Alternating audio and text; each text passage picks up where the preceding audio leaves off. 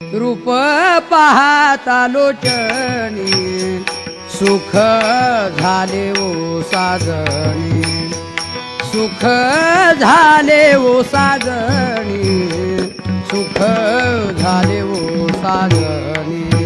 रूप पाहता लोचनी सुख झाले ओ साजनी, सुख झाले ओ साजनी, सुख झाले ओ साजनी.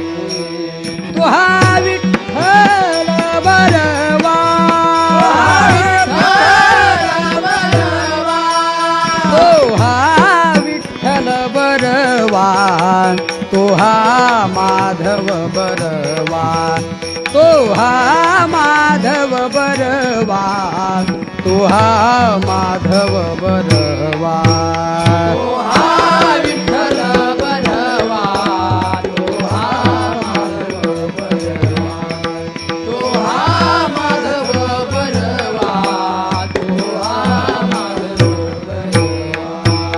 बहुता सुकृताची जोडी, म्हणून विठ्ठली आवडी, म्हणून विठ्ठली आवडी, म्हणून विठ्ठली आवडी. बहुधा सुकृताची जोडी, म्हणून विठ्ठली आवडी, म्हणून विठ्ठली आवडी, म्हणून विठ्ठली आवडी. सर्व सुखाचे आगर बाप रखुमा देवीवर, बाप रखुमा देवीवर, बाप रखुमा देवीवर. सर्व सुखाचे आगर बाप रखुमा देवीवर, बाप रखुमा देवीवर, बाप रखुमा देवीवर. तो हा विठ्ठल बरवा, तो हा विठ्ठल बरवा, तो हा विठ्ठल बरवा, तो हा माधव बरवा, तो हा माधव बरवा, तो हा माधव बरवा. बरवा, माधव बरवा.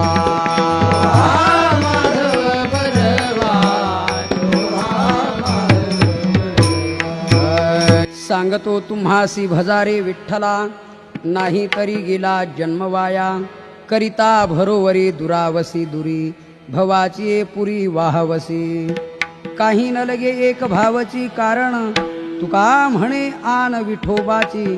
करिता भरोवरी दुरावसी दुरी, भवाची पुरी वाहवसी. विठ्ठल विठ्ठल विठ्ठल विठ्ठल विठ्ठल.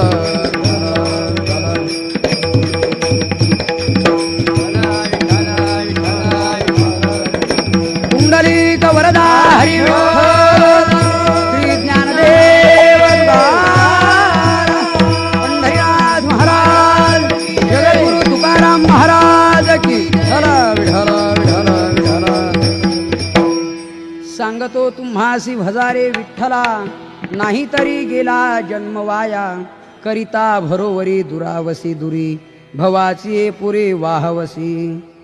प्रस्तुत कीर्तनरूपी सेवेकरिता निवडलेला अभंग महान भगवत भक्त संत सम्राट विश्ववंदे महाराष्ट्र भूषण जगद्गुरु श्री संत तुकाराम महाराज यांचा उपदेश पर प्रकरणातील 3 चरणाचा अभंग कीर्तन सेवेसाठी निवडलेला आहे. विठ्ठल विठ्ठल विठ्ठल विठ्ठल विठ्ठल. जयांचे केलिया स्मरण, होय सकळ विद्येंचे अधिकरण. तेची वंदो श्रीचरण, श्री गुरूंचे ते नमस्कारुणी. आता अभंग जगद्गुरु श्री संत तुकाराम महाराजांचा असून अभंगातील प्रतिपाद्य विषय असा आहे. महाराज सांगतायत की मी तुम्हाला सांगतो, तुम्ही विठ्ठलाला भजा, न भजाल तर तुमचा जन्म वाया जाईल. तुम्ही जेवढी म्हणून भरोवरी कराल तेवढे परमात्म चरणापासून दूर जाल आणि एके दिवशी भवनदीत वाहून जाल. ईश्वर प्राप्तीसाठी फक्त एक भावच कारणीभूत आहे. त्या भावानेच ईश्वर प्राप्त होतो. ही गोष्ट खोटी वाटून देऊ नका. मी माझ्या विठोबाची शपथ घेऊन सांगतो, असं या अभंगात महाराजांचं म्हणणं आहे. विठाला विठाला विठाला विठाला विठाला. अभंगाच्या पहिल्या चरणामध्ये सांगतो तुम्हासी भजारे विठ्ठला, सांगतो या शब्दाने या अभंगाला सुरुवात केलेली आहे महाराजांनी. जी गोष्ट महाराज सांगतायत ती गोष्ट जनतेनं तुम्ही आम्ही सर्वांनी ऐकावी का? ती इतकी उचित आहे का? ती आपल्या हिताची आहे का? आपल्याला करण्याजोगी आहे का? महाराज आमच्या हितासाठी तळमळीने सांगतात का? त्याचा तुम्हालाही अनुभव आहे का? हे सांगण्याचा अधिकारही तुम्हाला आहे का? वगैरे अशा काही 4-5 महत्त्वाच्या गोष्टी आहेत. तेव्हा तुकाराम महाराजांना त्याचा अधिकार आहे, अनुभव आहे, तळमळ आहे, जनतेचं ते ऐकण्यात हित आहे आणि सर्वांना करण्याजोगं आहे. असंच महाराज म्हणतायत, मी सांगतो तुम्हास, मी तुम्हाला सांगतो. सांगतो म्हणताना पहिलीच एक महत्त्वाची गोष्ट डोळ्यापुढे येईल. सांगतो सांगतो असं जेव्हा तुकाराम महाराज म्हणतायत तेव्हा लोकांनी विचारलं आणि मग तुकाराम महाराजांनी सांगितलं की लोकांनी न विचारताच तुकाराम महाराज सांगतात. हा पहिला प्रश्न. महाराजांना लोकांनी विचारलं होतं का की महाराज आमच्या हिताचा मार्ग सांगा, काही खूण सांगा, असं लोक त्यांना विचारायला गेले असताना मग सांगितलं तर ठीक आहे. महाराजांना लोकांनी विचारलं नसताही महाराज का सांगतायत? तर यासाठी पुन्हा एक शास्त्र सांगतो. त्यात शास्त्र आहे की विचारल्याशिवाय सांगू नये असा नियम पण आहे शास्त्राचा. विचारल्याशिवाय सांगू नये. महापृष्ठांत कश्यचित ब्रूयात, शास्त्रकार सांगतायत विचारल्याशिवाय सांगू नये. विचारल्याशिवाय सांगू नये असं शास्त्र आहे. मग महाराज का सांगतात? तर आता याच्या पुढचं वर्णन सांगतो मी तुम्हाला. विचारल्याशिवाय सांगू नये असं शास्त्र आहे, पण काय विचारल्याशिवाय सांगू नये यालाही शास्त्र आहे. विचारल्याशिवाय सांगू नये हे जरी शास्त्र आहे, पण काय विचारल्याशिवाय सांगू नये आणि काय न विचारता सांगावं यालाही शास्त्र आहे. प्रत्येक गोष्टीला शास्त्र आहे, पण ते कुठं वापरायचं यालाही शास्त्र आहे. ते कुठं लावायचं त्याला सुद्धा शास्त्र आहे. ते जर नाही कळलं तर शास्त्र देखील एखाद्या वेळेला प्राण नाशाला कारण ठरतं. ते कुठे लावावं यासाठी तुम्हाला सुंदर चिंतन सांगतो थोडंसं. पंचतंत्र नावाच्या ग्रंथात तिथे वर्णन आलेलं आहे. तेव्हा शास्त्र सुद्धा कुठं वापरावं हे नाही कळलं तर कसं मारक ठरतं शास्त्र. याबद्दल विद्याभ्यास केलेले, शास्त्री पंडित पदवी संपादन केलेले असे 4 शिष्य आपल्या घरी परतत असताना एका सरोवरावर स्नानाला गेले. स्नान करताना 3 सशक्त असल्याने, पोहण्याची कला हस्तगत अवगत असल्याने ते 3 अलीकडे येऊन पोहोचले. पण एक जरा आशक्त होता, पोहण्यात तो प्रवीण नव्हता. तो मात्र तो गटांगळ्या खाऊ लागला. तो बुडणार, तो आता मरणार हे 3घांची खात्री झाली. मग हे म्हटले का रे आपला जोडीदार एक मरतोय तर काय करावं? ते म्हणजे आपण आता शास्त्री झालोय ना, मग आपण शास्त्र पाहिल्याशिवाय काही करायचं नाही. आपलं शास्त्र बघा. पहिल्यांदा त्यांनी शास्त्र काढलं तर त्या शास्त्रात एक सूत्र सापडलं त्यांना. कोणतं? सर्वम नाश समुत्पन्ने अर्धम त्यजति पंडिताः असं सूत्र सापडलं. एखादी वस्तू जर पूर्णतः नाश पावत असेल तर अर्धी का होईना उपयोगात आणावी, त्याला म्हणतात पंडित. सपंडिताः त्याला म्हणतात पंडित. म्हणजे आपण पंडित आहोत, हो. शास्त्री आहोत, हो. मग आपण शास्त्राच्या बाह्य करायचं नाही. ही पूर्ण वस्तू नाश होते, मग अर्धी का होईना उपयोगात आणू. गेले तलवार घेऊन आणि त्याला त्याची मान कापून वरती आणली. अर्धम त्यजति पंडिताः. आता वास्तविक हे शास्त्र नाही का? आहे शास्त्र, पण इथं वापरायचंय का? त्यालाही शास्त्र आहे. हे कुठं वापरावं? उदाहरणार्थ एखाद्या माणसाला वरण नावाचा रोग झाला. तो वरण नावाचा रोग पायाच्या अंगठ्यापासून सुरुवात करतो शरीरामध्ये प्रवेश. डॉक्टरनी निदान केलं, एक्सरे वगैरे काढला आणि डॉक्टरने सांगितलं तुमचा अंगठा तोडावा लागेल. म्हणजे डॉक्टर साहेब अहो कसा काय अंगठा तोडू? नका तोडू. घरी गेले. पुढच्या वर्षी पुन्हा ॲडमिट झाले. डॉक्टरने सांगितलं आता तुमचा पाय गुडघ्यातून काढावा लागेल. आजाराने वरती प्रवेश केलेला आहे. म्हणजे डॉक्टर साहेब कसा काय गुडघ्यातून पाय काढू? नका काढू. पण एक लक्षात ठेवा, आता ह्या वर्षी जर गुडघ्यातून पाय काढला नाही तर पुढच्या वर्षी मांडीतून पाय काढावा लागेल. आणि पुढच्या वर्षी जर मांडीतून पाय काढला नाही तर त्याच्या पुढच्या वर्षी तुम्हाला घरातून काढावं लागेल. हा मात्र मुद्दा लक्षात ठेवा. म्हणजे तुमची अंत्ययात्रा निघणार यात शंका नाही. आजार वाढतोय, सावध.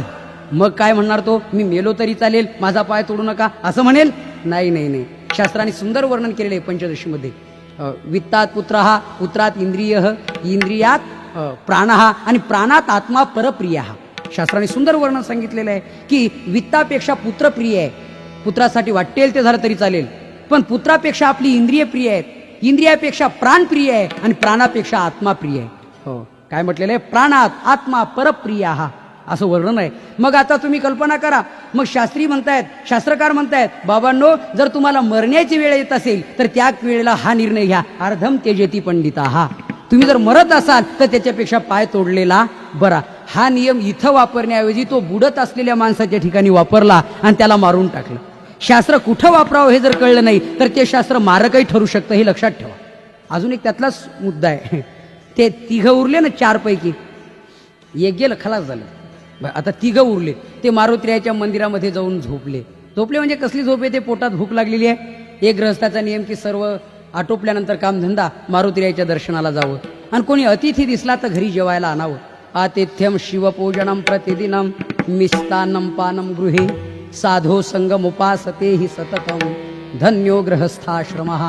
शास्त्रकार सांगतात गृहस्थाश्रम्यांचं ते कर्तव्यच आहे. अतिथी पूजन करावं, देवपूजन करावं, त्यातच भगवान परमात्म्याची त्याला प्राप्ती होते. त्यांनी सांगितलं, महाराज तुम्ही बटुवेशात शास्त्री पंडित दिसताय, चला आमच्या घरी जेवायला. हे तिघच्या तिघं त्यांनी घरी जेवायला नेलं. घरी जेवायला नेल्यावर योगायोगाने त्या दिवशी जे तयार असेल ते वाढायचं. ते काही पूर्वनियोजित नव्हतं यांचं जेवण. त्या दिवशी नेमके त्यांच्याकडे धिरडे किंवा थालीपीठ वगैरे तुम्ही काही म्हणता असाल त्याप्रमाणे, थालीपीठ म्हणा, धपाटे म्हणा, खेड्यामध्ये ग्राम्य भाषेमध्ये त्याला म्हणतात. त्याला असं मध्यंतरी एक छिद्र असतं, असं छोटंसं तव्यावरती ते बनवलं जातं. आता त्या हल्ली त्याला ऑटोमॅटिक बनवण्याची व्यवस्थाही निघालेली, भांडे पण त्याची निघालेले. पण पूर्वीच्या बाया, महिला वगैरे अशा बनवायच्या. तेव्हा ते जेवायला बसले आणि ते छिद्र असलेली भाकरी म्हणजे थालीपीठ ते त्यांच्या समोर आलं. ते म्हणले, थांबा, त्याला छिद्र दिसतंय, आमचं शास्त्र पाहू दे. त्यांनी जेवणाच्या आधी शास्त्र काढलं तर त्याच्यात एक सूत्र सापडलं, छिद्रेषु बहुला अनर्था भवंती. जिथे छिद्र आहे तिथे अनर्थ आहे. आणि ते उठले ना ताटावरून जेवणाची, म्हणजे या भाकरीला छिद्र आहे, आम्ही जेवणार नाही. उपवाशी पोटाने रात्र काढावी लागली. आता छिद्र असेल तिथे अनर्थ आहे, हे शास्त्र कुठं वापरायचंय? शास्त्रकार म्हणतायत, तुम्ही एखाद्या मोठ्या नदीतून पलीकडे जायला निघालात, पाणी खूप आहे, महापूर आहे, तेव्हा तुम्हाला नावेचा आश्रय घ्यावा लागेल. आणि नावेत बसताना तुम्ही पहिल्यांदा नावेची चौकशी करा की तुम्ही ज्या नावेत बसणार ती नाव फुटकी तर नाही ना. या लागी शतजर्जर नावे रिगोनी केवी निश्चिंत व्हावे. ज्ञानेश्वर महाराज म्हणतायत, 100 जाग्यावर जर छिद्रांकित नाव असेल तर त्यात तुम्ही बसून पलीकडे जाल का जाल. तात्पर्य आहे, तुम्ही नदीतून पलीकडे जाल नव्हे, तुम्ही बिगर टिकटीचे गंगासागरला जाल, अशी स्थिती आहे. आणि म्हणून त्या नावेला जर छिद्र असेल तर तुमचा अनर्थ समजा. छिद्रेषु बहुला अनर्था भवंती. हे कुठं वापरावं? नावेच्या ठिकाणी, यांनी त्या थालीपीठाच्या ठिकाणी. छिद्रेषु बहुला अनर्था भवंती. उपवाशी मरण्याची वेळ आली. मी कशाकरता बोलत होतो? विचारल्याशिवाय सांगू नये हे शास्त्र आहे, पण काय विचारल्याशिवाय सांगू नये यालाही शास्त्र आहे. विठाला विठाला विठाला विठाला विठाला विठाला. हो, मग विचारल्याशिवाय सांगू नये याला 3 गोष्टी आहेत. काही गोष्टी विचारल्याशिवाय सांगू नयेत, बरोबर आहे. काही गोष्टी विचारल्या तरीही सांगू नयेत, बरोबर आहे. आणि काही गोष्टी नाही विचारल्या तरीही सांगाव्यात. महाराज सांगतो म्हणतात, तर काही गोष्टी विचारल्या तरीही सांगू नयेत. जरा उदाहरण सांगतो. एखादा कसाई आहे, गायीची हत्या करणारा, तर तो गायीचा शोध घेत पळतोय. तुमच्या डोळ्यासमोरून गाय गेली असली, त्याने विचारलं का, हो गाय बघितली का? तुम्ही जरीही बघितली असेल तरी सांगू नये. ही गोष्ट त्यांनी विचारली तरीही सांगू नये. जर सांगाल तर गोहत्येच्या पातकाला अर्धे जबाबदार तुम्ही असाल, निम्मानिम. आणि गोहत्येचं पातक तुमच्या माथी बसेल न काही करता. किंवा व्यवहारातलं उदाहरण, तुमच्या गावात वऱ्हाड आलं समजा, अशी कल्पना करा लग्नासाठी, आणि ते त्यातले वऱ्हाडी काही असतात, ते बिगर गंधाचं बिगर माळीचं दिसलं की त्याला विचारतात, का हो तुमच्याकडे सरकार मान्य दुकान आहे का? सरकार मान्यता प्राप्त झालेलं देशी विदेशी कसली का होईना पण मिळते का? गावठी का होईना मिळते का? ही गोष्ट त्यांनी जरीही विचारली तरीही सांगू नये. लग्न चांगलं पार पडावं वाटत असेल तर. वधूवरांचं आयुष्य मातीत मिसळवायचं असेल तर मग मात्र सांगितलं तरी चालेल. दुर्बुद्धी आहे. आता कित्येक ठिकाणी लग्नामध्ये मोठी गडबडी आहे. हो, वर पक्षातलेही पेलेले आणि वधू पक्षातलेही पेलेले, त्यांना तपास नाही. नवरदेव नवरी तिकडे, अक्षता इकडे टाकतात ते विरुद्ध दिशेला, तपासच नाही त्यांना. काही काही तर पहिल्या मंगलाष्टकात पूर्ण अक्षता फेकून मोकळे. राहिलेल्या 4 मंगलाष्टकांना अक्षता कुठे आहेत? मग ताडपत्रीवरच्या गोळा करणे आणि फेकणे, अशी पण स्थिती आहे. किती किती वास्तविक ब्राह्मण वा सांगतायत, आता सावध सावधान घटिका संपूर्ण आली भरून. अरे सावधान होण्याची पूर्ण वेळ आता भरलेली आहे. तेव्हा आता ह्या ठिकाणी, म्हणजे मी काही लग्न लावायला उभा नाहीये, फक्त एक सहज आठवलं म्हणून सांगतो. ब्राह्मण बुवा त्यावेळेला फार काही सांगतात, आपल्या काही लक्षात नसतं. काही मार्गदर्शन करतात वधूवरांना, काही आशीर्वाद देतात, काही त्यांच्यावर जबाबदाऱ्या टाकतात. काही जबाबदाऱ्या आहेत. काय म्हणतायत ते? नांदा सौख्य भरी परी न विसरा, धर्मा सवे आचरा. अरे धर्माचं आचरण करा. हो, दोन्ही कुळ आज उभयता एकत्र आलेली आहेत, तर दोन्ही कुळांना स्वर्गात मान उंचावून वावरता येईल तुमच्या पितरांना, असं वागा. त्यांना कलंकित करू नका, त्यांना स्वर्गातून खाली पाप करून खाली बोलू नका. पतंती पितरो हिशाम, ही वेळ येऊ देऊ नका. काही जबाबदाऱ्या आहेत, काही आशीर्वाद आहेत. नांदा सौख्य भरे आशीर्वाद आहे. बरं, काही काही मार्गदर्शक पुष्कळशा गोष्टी आहेत, तिथं आपण कोणी लक्ष ठेवत नाही. त्यावेळेला तुम्हाला जर लग्न व्यवस्थित पार पडावं वाटत असेल तर ही गोष्ट विचारली तरी सांगू नये, यासाठी बोलतो मी. काही गोष्टी विचारल्या तरच सांगाव्यात. काही माणसाची काही व्यवहार जमिनीचा चाललाय, तुम्हाला जर कोणी विचारलं सल्ला तर सांगावा, नाही तर अपमान. न विचारता सांगितलं, उपदेश केला तर काय होतं माहितीये? उपदेशो ही मूर्खानाम प्रकोपाय न शांतये. बरं, पुढे असं म्हटलेलं आहे की पयपानम भुजंगानाम केवलम विषवर्धनम. सुभाषितकार सांगतायत की एखाद्या वेळेला न विचारता एखाद्याला जर मार्गदर्शन करू लागलात तर ती तुमच्या अंगाभोवती येण्याची शक्यता आहे. हो, नक्की म्हटले नक्की. म्हणून काही गोष्टी विचारल्या तरच सांगाव्यात, काही विचारल्या तरीही सांगू नयेत. पण काही गोष्टी अशा आहेत की नाही विचारल्या तरीही सांगाव्यात. उदाहरणार्थ याच्यावर भागवतात फार सुंदर उदाहरण दिलेलं आहे. एकनाथ महाराजांनी भागवतामध्ये म्हणजे उद्धवानी आंधळ्या माणसाचा दृष्टांत दिलाय, तर तुलसीदास स्वामींनी आपल्या रामायणामध्ये तिथे एका पांगळ्या माणसाचा दृष्टांत दिलाय. सांगतो, भजन करा. विठाला विठाला हो हो. ज्या वेळेला उद्धवजी एकादश स्कंदामध्ये भगवान परमात्म्याला आग्रह करतायत की देवा या सर्व जगाचा तू उद्धार कर, सर्व जगाचा. पण भगवान परमात्मा काही बोलत नाही, हो नाही नाही नाही. शेवटी उद्धवानी ओळखलं की तुम्ही नाही म्हणत नाही तर होय म्हणत नाहीत. बऱ्याच वेळेला असं घडत, समोरच्या माणसावर आपलं काही ऋण असेल तर तो नाही म्हणत नाही, नाही म्हणण्याचं धारिष्ट होत नाही. परंतु करण्या इतकं ते काम सोपंही नाही आणि म्हणून तो मौन पाळतो. हो, मग आपणच समजून घ्यावं यांना अडचण काय आहे. हे जसं तसं उद्धवानी ओळखलं, देवा तुझ्या मनात काय मला माहिती. संतांच्या मनातलं देव ओळखतो आणि देवाच्या मनातलं संत ओळखतात. उद्धवानी ओळखलं, काय मनात आहे मला माहिती आहे, तुझं तत्व आहे. भजंती य यथा देवान देवा अपि तथैवतान. तुझं तत्व आहे, मला शरण आल्याशिवाय मी जन्ममरण निवृत्त करणार नाही, असं तुझं तत्व आहे ना. मग हे शरण येत नाहीत, मग यांचा का उद्धार करू, असंच वाटतंय ना. भगवंत हसले, बरोबर ओळखलं, बरोबर ओळखलं. मग आता त्याच्यावर एक गोष्ट सांगतो मी. गोष्ट म्हणजे टाइमपास नाही, तिथे मुद्दा आहे. एका गावात एक आंधळा माणूस होता. देवा भगवंत म्हणले ठीक आहे. तो रस्त्याने बाहेर पडत असताना एक मोठा खड्डा होता. म्हटले बरं, त्या खड्ड्यात तो अक्षरशः कोसळला, पडला त्या खड्ड्यामध्ये. बाकीचे लोक धावून आले, म्हणतात भगवंता जर डोळे असते तर कशाला ही अवस्था याची झाली असती. शोक करू लागले. एक त्यातला जोरात काय म्हणतो, अरे इथे कोणीच नव्हतं का रे बाबा याला मार्गदर्शन करायला. तेवढ्यात एक माणूस बहिर दिशेला जाऊन आलेला होता. तो म्हणला कोणी नव्हता असं म्हणू नका, मी होतो मी. म्हणले वा वा, मग तू का नाही रस्ता सांगितला. तो म्हणला आपलं तत्व आहे, विचारलं तर सांगावं. त्यांनी कुठं मला विचारला रस्ता. त्यांनी विचारला असता ना तर मी जरूर सांगितला असता, पण विचारलाच नाही, मी काय करू त्याला. तो विचारणारा मोठा हुशार होता. त्यांनी सांगितलं बरोबर आहे, आपल्याला पटलं तुझं. त्यांनी विचारलं तर तू सांगणार, बरोबर आहे. म्हणले बरोबर आहे, पण कार्य एक विचारू. म्हणले काय. त्यांनी तुला विचारावं यासाठी प्रथम तू इथे उभा आहेस हे त्याला दिसायला हवं होतं. म्हटले हो. आणि काय हो, तू इथे आहे हे जर त्याला दिसलं असतं तर खड्डाच का दिसला नसता त्याला. तुझी सांगण्याची गरज तरी काय होती त्याला. विठाला विठाला. म्हणजे लक्षात आलं ना पण तुमच्या सर्वांच्या. मग बरं झालं. मुद्दा हा आहे की तो जो खड्ड्यात पडला त्याचं कारण आहे. तो म्हणला मला कुठे विचारलं. मग आता उद्धव सांगतायत हे नीट लक्षात ठेवा. देवा आंधळ्या माणसाच्या रस्ता विचारण्याची वाट डोळसानी बघावी ना. भगवान म्हटले नाही, चूक आहे. मग डोळसानी काय करावं, आंधळ्या माणसाला हाताला धरून त्याला रस्त्याला लावावं, बरोबर आहे ना. हो तसं मग माझे म्हणणं तेच आहे. हे सर्व जगत आंधळ आहे, सर्व जगत आंधळ आहे. मायावी खड्ड्यात जन्ममरणाच्या दुःखाच्या खड्ड्यात पडतंय आणि तू डोळस, तू चांगला बघतोय हे खड्ड्यात पडतंय. मग तुझी जबाबदारी काय. आता ओवी आहे का, आंधळा अंधकुपी पडता मग देखनेनी लावावे सत्पथा, तेवी ज्ञानांध दुःखी बुडता त्यासी उद्धरावया तत्वता मी प्रार्थित असे. विठाला विठाला.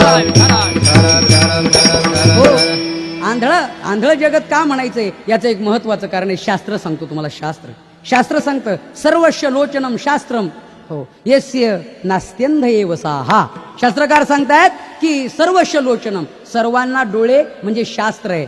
बर, शास्त्ररूपी डोळे ज्यांना नसतील तर नास्त्यंध म्हणजे तो आंधळा समजावा. तसं हे जगत शास्त्र जाणत नाही, देवधर्मशास्त्र कळत नाही, त्यामुळे हे जगत आंधळ आहे, त्यांना वर काढावं.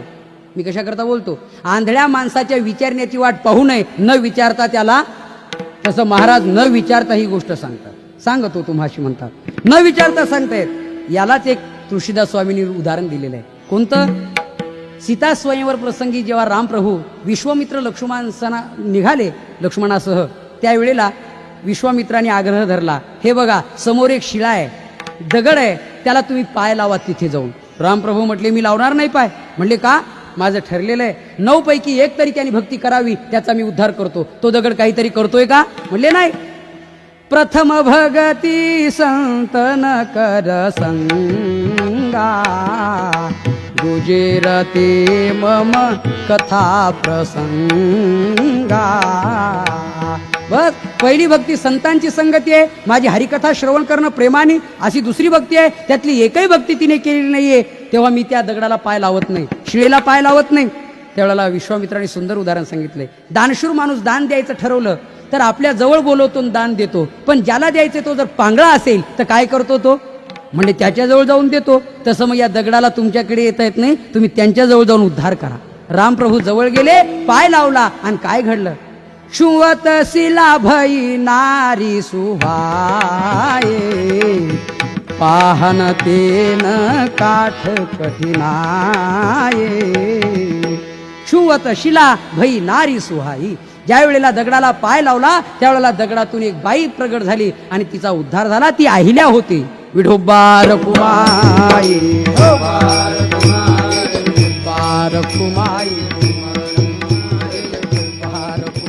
एकनाथ महाराज भागवतामध्ये उद्धवाने दिलेलं उदाहरण आंधळ्या माणसाचं आहे. आंधळ्या माणसाच्या रस्ता विचारण्याची वाट जशी डोळसानी बघू नये, तसं दानशुरानी पांगळा माणूस आपल्याकडे येऊन मग त्यांनी दान घ्यावं, अर्थात ही गोष्ट त्याच्यापर्यंत जाऊ नये. मग आंधळ्या माणसांनी जसं विचारावा हा प्रश्न संभवत नाही, त्याप्रमाणे पांगळा माणूस आपल्याकडे येईल हेही संभवत नाही. मग पांगळ्या माणसाकडे जावं आणि त्याला दान द्यावं, आंधळ्याकडे जावं, त्यांनी न विचारता त्याला रस्ता सांगावा. तसं हे सर्व ज्ञानांध असलेलं जगत, तुम्ही आम्ही संपूर्ण जगत हे आंधळ आहे. त्याला सुंदर वर्णन केलेले.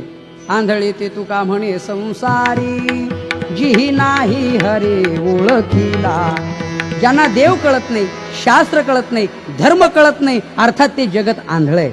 बर, अशा आंधळ्या जगाला या सन्मार्गाला लावण्याचं काम डोळस असलेले संत महात्मे आपल्याला ते सांगतायत की हे बघा. मग महाराज म्हणतायत, सांगतो या शब्दाचा अर्थ असा आहे, कोणी विचारलं नाही, पण ही गोष्ट विचारल्यानंतर सांगण्याची नाही. ही गोष्ट न विचारता सांगण्याची असल्याने तुकाराम महाराजांना लोकांनी कोणी विचारलं नाही, पण महाराज मात्र लोकांना होऊन सांगतायत. एक मुद्दा महत्वाचा. आता होऊन जे सांगतायत, सांगतो सांगतो सांगतो, होऊन सांगतायत, ठीक आहे, पण सांगण्याचा तुम्हाला अधिकार आहे का? तुकाराम महाराजांना लोकांनी विचारलं. बरं, सांगण्याचा तुम्हाला अधिकार आहे का? हो, अधिकार शब्द महत्वाचा आहे.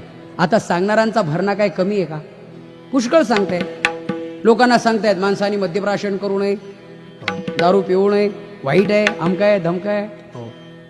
पण लोक ऐकणारे मोठी चतुर. ते म्हटले, आम्हाला पिऊ नका सांगण्यापूर्वी तुमची पहिली उतरू द्या आणि मग आम्हाला सांगा की बुवा तुम्ही पिऊ नका म्हणून. अशी स्थिती आहे.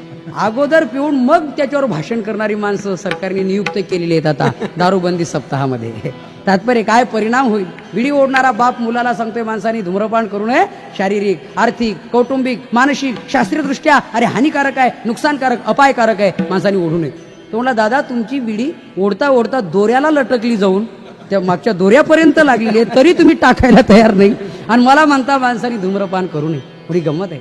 आता काही काही माणसं बघा, एकादशीच्या दिवशी आपल्या गावात त्यांच्या भाकरी घेऊन येतात, आपल्या मंदिरात येऊन जेवण करतात एकादशीच्या दिवशी, आणि मग आपल्याला सांगतात इकडे या, आम्ही तुम्हाला ब्रह्मज्ञान सांगणार आहे.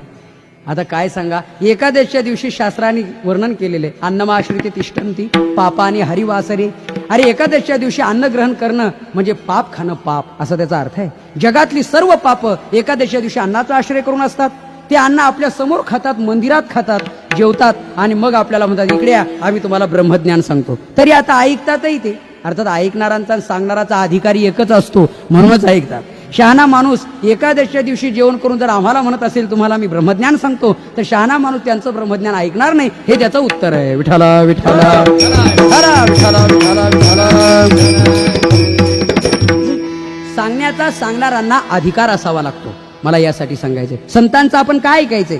त्यांचं सांगणं, त्याचं कारण आहे त्यांना अधिकार आहे. अधिकार आहे म्हणजे आधी करावं मग सांगावं, त्यालाच अधिकार प्राप्त होतो. संतांनी, एकनाथ महाराजांचं चरित्र माहिती आहे की एका बाईचा मुलगा गुळ खातोय म्हणून त्यांनी त्या बाईंनी महाराजांकडे आणलं, महाराज माझ्या मुलांना काहीतरी सांगा. त्या मुलांनी गुळ खाणं बंद करावं याकरता एकनाथ महाराजांनी आपल्या जीवनातला गुळ नावाची वस्तू वर्ज्य केली. आयुष्यात गुळ खायचं बंद केलं, त्याचा परिणाम त्या मुलावर झाला. याला म्हणतात अधिकार. सांगण्याचा अधिकार त्यांनाच आहे, म्हणून जे सांगतायत त्यांना अधिकार आहे. आणि तुकोबारायांच्या बाबतीत तर डबल म्हणता येईल की अधिकार तर आहेच, करून मग सांगितले म्हणून अधिकार आहे. आणि त्याच्यापेक्षा देवानीच त्यांना हे सांगण्याकरता पाठवलंय म्हणून त्यांना अधिकार आहे. विठाला विठाला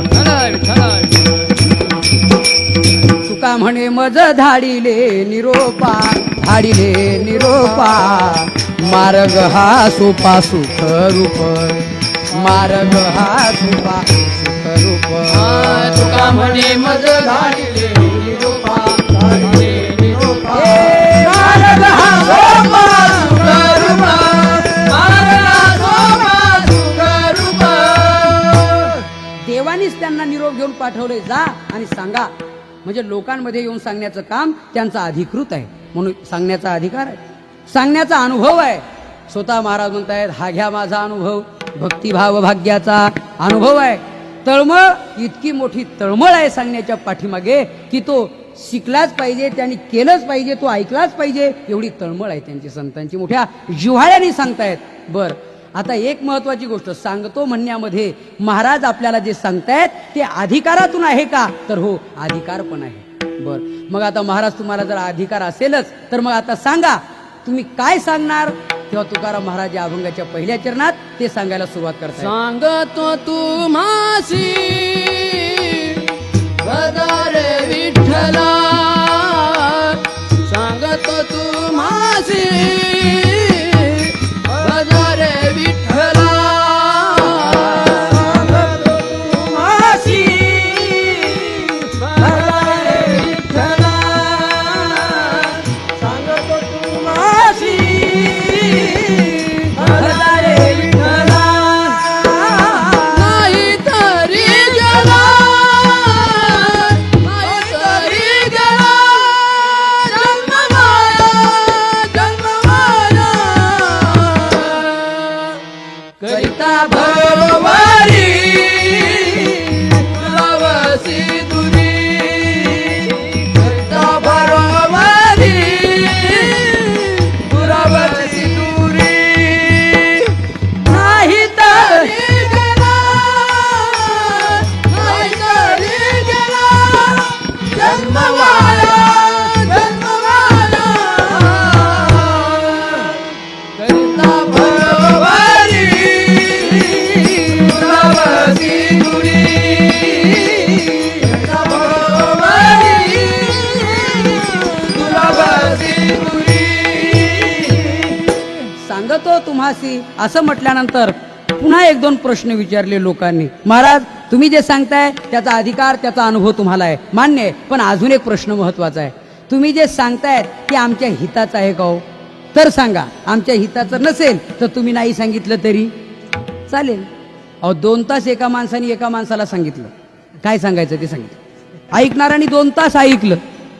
2 तास झाल्यावर एक म्हणू लागला, हे एवढं जे तुम्ही मला सांगितलं याचा माझा किंवा तुमचा या ऐकण्याशी किंवा सांगण्याशी काही संबंध आहे का? तो म्हणला तसं काही नाही, तुलाही वेळ होता आणि मलाही वेळ होता म्हणून सांगितलं, दोघांनाही वेळ होता म्हणून सांगितलं. अर्थात टाइमपास करण्याकरता सांगण्यासाठी हा टाइम असा आहे का की तो नुसता पास करावा कुठंतरी?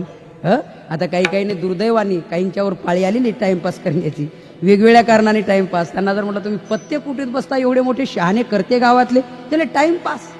याचा अर्थ एवढा टाइम यांना नकोच होता पण बळच देवानी दिला, एवढा टाइम राहू दे म्हणून त्यांना पत्ते खेळून टाइम पास करावा लागतो. हो, अर्थात दुर्दैव म्हणावं लागेल हे देशाचं किंवा व्यक्तीचं. त्या असो, तात्पर्य हे आहे की महाराजांना लोकांनी विचारलं, तुम्ही जे सांगताय ते आमच्या हिताचं आहे का हो? याबद्दल जरा शास्त्र सांगतो, भजन करा. विठाला विठाला. शास्त्र असं आहे, 4 गोष्टी महत्वाच्या आहेत. रणभूमीमध्ये शत्रूला जिंकतो तो शूर नाही, इंद्रियावर विजय मिळवतो तो खरा शूर. 1. धर्माची व्याख्या अस्खलित सांगतो तो पंडित नाही, धर्माचं आचरण करून व्याख्या सांगतो तो पंडित. 2. तिसरी गोष्ट, नुसतं दान देतो तो दाता नाही, योग्य मार्गाने मिळून आणि पुन्हा सन्मान पूर्वक देतो तो दाता. तशी ती चौथी गोष्ट अशी आहे, चांगलं गोड बोलतो, मनोरंजन करतो, टाइमपास करतो तो वक्ता नाही, श्रोत्यांच्या हिताचं सांगतो तो वक्ता. विठाला विठाला विठाला विठाला विठाला विठाला. शास्त्राने सुंदर वर्णन केले, हित प्राप्नोती भीर वक्ता. हा शास्त्रकार म्हणतात वक्ता, वक्ता कोण? वक्ता दशसहस्रेषु, 10,000 एखादा वक्ता निर्माण होतो, पण ते वक्तव्य वेगळं आणि हे वक्तव्य वेगळं. वा वा वा, म्हणजे काय सभा नुसती डुलत होती, हो डोलत होती सभा. ते बोलणं वेगळं आणि हिताचं बोलणं वेगळं. म्हणून हिताचं बोलतो तो वक्ता. तेव्हा तुकाराम महाराज, तुम्ही आम्हाला जे सांगतो म्हणता ते आमच्या हिताचं आहे का? तुकाराम महाराज म्हटले, हो मी सांगतो, तू ऐक, हे तुझ्या हिताचंच आहे. ऐके रे जना तुझ्या स्वहिताच्या खुणा, पंढरीचा राणा म्हणा माझी स्मरावा. ऐक रे जना, तुझ्या स्वहिताच्या खुणा, पंढरीचा राणा म्हणा माझी स्मरावा. हिताचं सांगतो तो वक्ता, याबद्दल मी बोलतो तुम्हाला. अत्यंत हित ज्यात ओथंबून भरलेलं आहे, अर्थात असं जे सांगतो ना तो खरा वक्ता आहे. म्हणून तुकाराम महाराज सांगतो म्हणतायत आमच्या हिताचं आहे का? महाराज म्हटले तुझ्या स्वहिताच्या खुणा. बरं, आपल्या हिताचं आहे. आता त्याच्या पुढे एक अजून मुद्दा एकाने विचारला, ठीक आहे तुमच्या म्हणण्याप्रमाणे आमच्या हिताचं आहे, मान्य करू, पण तुम्ही सांगितलेलं आम्हाला करण्याजोगं आहे का? अशक्य असेल करणं, तर तुम्ही सांगितलेलं हिताचंही असेल तर आम्ही ते कसं करू? काही वेळेला अशा गोष्टी घडतात. एका माणसाला आजार झाला, तो वैद्याकडे गेला. वैद्याने सांगितलं तुमचा आजार 1 मिनिटात गेला, समजा फीस वगैरे काही नकोय मला. असं औषध पण गोड असणार. वा वा, कुठे पाठवणार नाही, बोलवणार नाही, तुमच्या घरी येऊन औषध देणार. मग ते पेशंट, तो रोगी इतका खुश झाला. मग लवकरात लवकर आजार जाणार ना, 1 मिनिटात तुझा आजार गेलाच समज. मग म्हटले आनंदाची गोष्ट आहे, पण काय करावं, त्यासाठी काय करावं लागेल? काही नाही, सर्व औषध मी देणार, पण ते वाघिणीच्या दुधात द्यावं लागतं.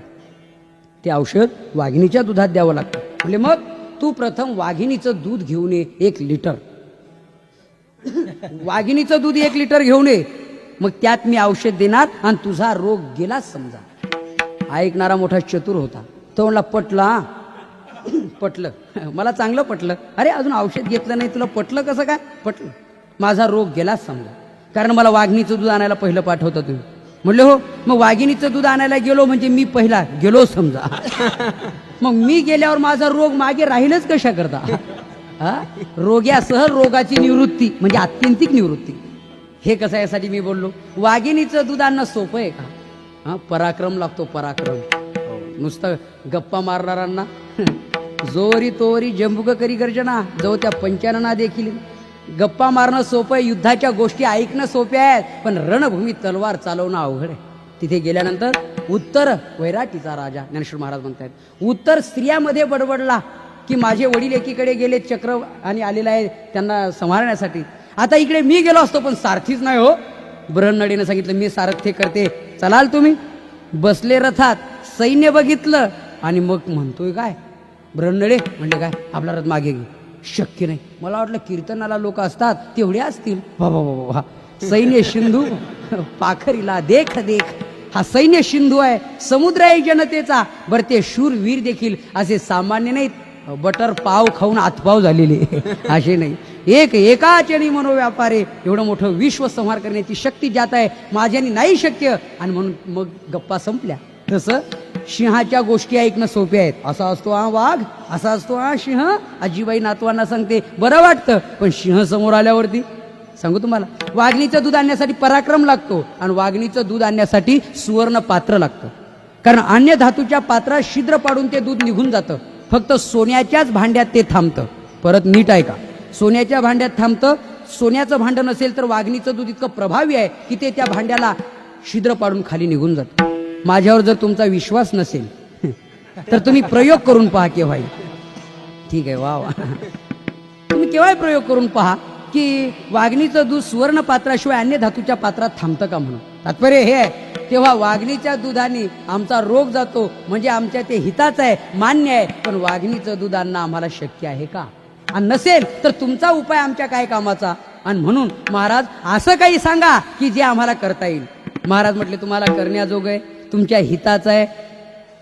बर त्याचा मला अनुभवही आहे, बर त्याचा अधिकारही सांगण्याचा आहे. आणि म्हणून तुम्हाला मी सांगतो. विठाला विठाला विठाला विठाला. बर या सर्व गोष्टी आहेत. आता हिताचं आहे म्हणजे मी मगाशी तुम्हाला सांगितलं, खऱ्या अर्थाने पारमार्थिक दृष्टीने मानवाचं हित त्यात आहे की ज्यात देवाची प्राप्ती आहे. हित ते करावे देवाचे चिंतन, देवाचे चिंतन करोनिया मन शुद्ध भावे किंवा एक भावे. बस ते खरं हित आहे, बाकीचं खरं हित नाही. आणि म्हणून महाराज म्हणताय ते हिताचं आहे आणि करण्याजोगं म्हणाल तर अत्यंत सोपं आहे.